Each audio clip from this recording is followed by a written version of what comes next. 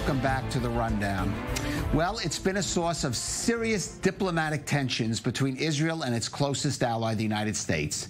A $1.5 billion tender from Chinese company Hutchison to build the world's biggest desalination plant here in Israel. Well, the Trump administration felt that the plant's location made it a security risk, along with other growing Chinese involvement in Israel's economy and key infrastructure. Well, forced to choose between pressure from Beijing and Washington, the Netanyahu government chose the latter, canceling the Chinese bid. But at what potential price? Well, to help us to answer that is Tal Reshef, expert in Asia business and trade. And Tal, boy, talk about being caught between a rock and a hard place for the Netanyahu government. But it did make its choice. I mean, did it make, I don't know if it really had a choice, but did it make the correct choice in this case? Well, first of all, we need to check the assumptions. Did they really need to choose between American pressure and Chinese pressure? Because this bid includes some other factors, which such as experience and the level of technology and price and supporting the Israeli companies. It's not only China and the United States. And I'm not sure that the visit of Mr. Pompeo in Israel some days ago was the key factor that changed it. Okay, you're making the case there were other factors for Israel to choose not to go with China and go with Israeli companies. I have to say, though, the timing is a little, what shall we say, suspicious, auspicious? No, the visit of Pompeo was very precise. It was not suspicious. It was very clear. He even expressed the reason why he came here. He came for this reason, for this target, but it does not mean necessarily that this was the reason why the bid was given to IDE, the Israeli company. I'm not so sure about it, and I haven't read the description, the detailed description of the calculation of the committee by which they took the decision. Right. Now, Tal, there's a lot at stake here. China, I believe, has about $15 billion of investment in Israel. Huge projects, the Haifa port, the Ashdod port. I could go on and on of the companies they've invested in. Now, you've done business with China. How will they take this decision by the Israeli government? Is this something that will impact on their policy, their economic policies, and maybe others to Israel? Well, I'm quite sure that the Chinese are going to be very cautious for some reasons, more than one. First of all, a bid is a bid. You don't always win the bids. So you win some, you lose some, and it's part of the game that on a given moment there will be a bid that you will not win. It's part of life. They have to be prepared for this. You don't break everything following that.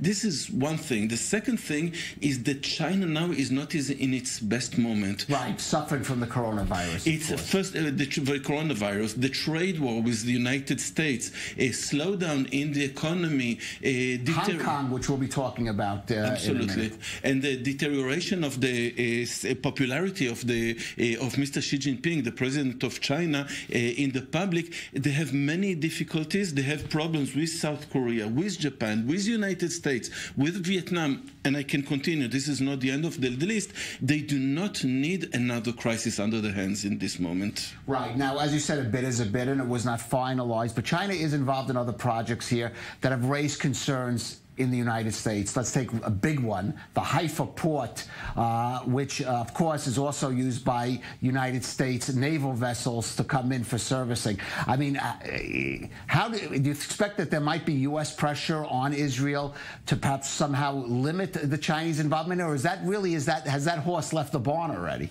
It depends. The existing projects, okay, it's too late. The projects to come, of course not. And America is putting the pressure, and sometimes with explanations which are a bit, strange. For instance, talking about the Haifa port that you just mentioned, their fear is that the Chinese people, being, busy with building this port, will be able to observe the movement of the Sixth Fleet. Right, the U.S. Navy. But for this purpose, they can rent an apartment up the hill in Haifa. They don't need this project of billions of dollars. They just need to rent one apartment. So I guess that this explanation is an explanation for the media, but the main reason is the war, the trade war, and not only trade war, the superpower war, status war between China and Israel. More economic. And just as a final point, Benjamin Netanyahu really has staked a lot on building ties with China, with Asia, as an alternative to Europe, where he faces some political difficulties as well. And how much might this, in a sense, not put a chill on that, but maybe reassess how far Israel's ties with China can go?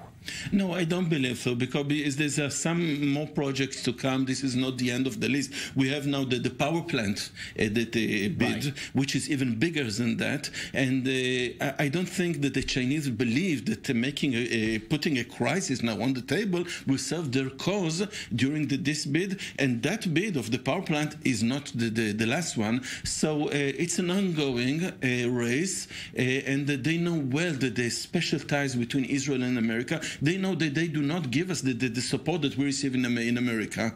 They know that. So it will be quite strange if we will prefer the Chinese interest on the American one. So, you know, some say that politics, and we are talking here about politics, is the art of the possible. This is the main thing. Right. And just as a final note, I'm going to note that there are voices within Israel itself that have cautioned about over-involving China in the Israeli economy. It's not just pressure from the United States. You are an advocate of trade with China, but we do hear other voices within this country itself. But Tal Reshef, you have the expertise. Thanks for joining us here on The Rundown.